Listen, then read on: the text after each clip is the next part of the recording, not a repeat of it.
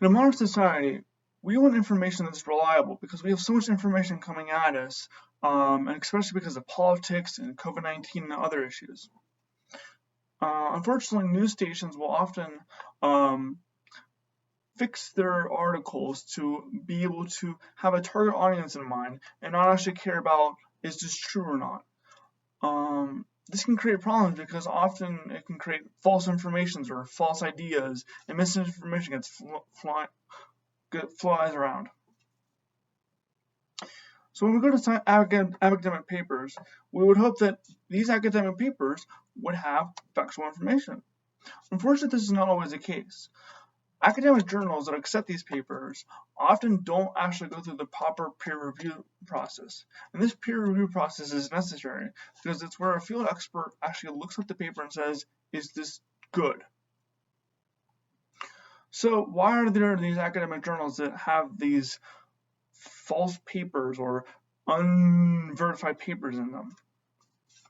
So before 2018, there was a subscription model, and journals such as Nature and Science uses this model.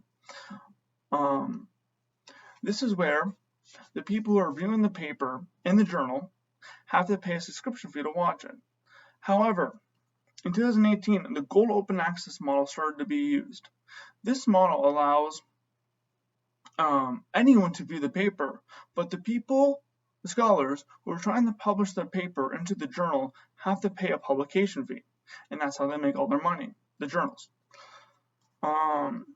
This is great because now all this information that used to be behind a paywall can be given to us for free, and this is very beneficial for the scientific community.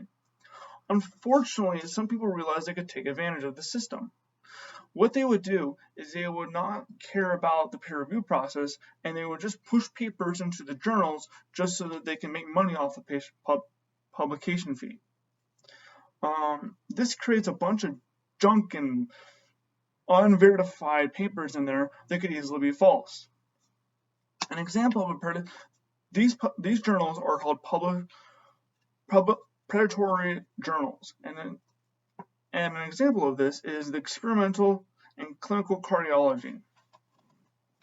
This journal, it was a Canadian journal that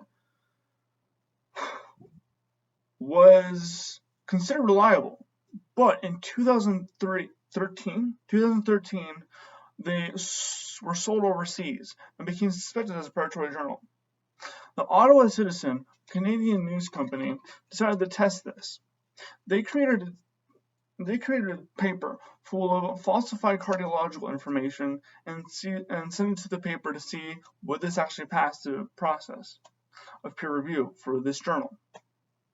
To their surprise, it did, which actually showed that there was actually no process of peer review, and that they were just accepting whatever sounded scientific. These predatory journals can create a lot of problems. First of all, the amateur scholars who are accidentally publishing their papers into these journals without knowing that they are predatory, they can get their reputations ruined later on.